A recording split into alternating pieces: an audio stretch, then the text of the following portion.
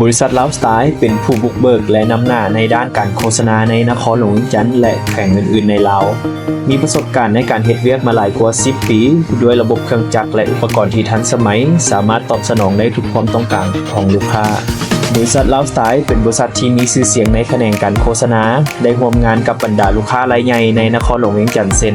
เวียดตินแบงก์เวียดคอมแบงก์ลาวเวียดแบงก์ปิโตรลิมิกยูนิเทลและอื่นๆลาวสไตล์เชี่ยวชาญให้คำปรึกษาออกแบบและติดตั้งป้ายโฆษณาทุกประเภทเช่นป้ายโฆษณา LED ป้ายอิเล็กทรอนิกส์ป้ายไฟตัวหนังสือ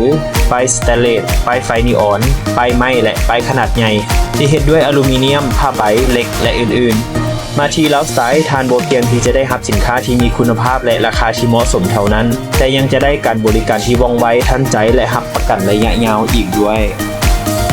สนใจกรุณาติดต่อบริษัทลาวสไตล์ผ่านเบอร์โทรศัพท์020 9797 1102 020 9997 1102 020 9938 9889 Facebook Fanpage ลาวสไตล์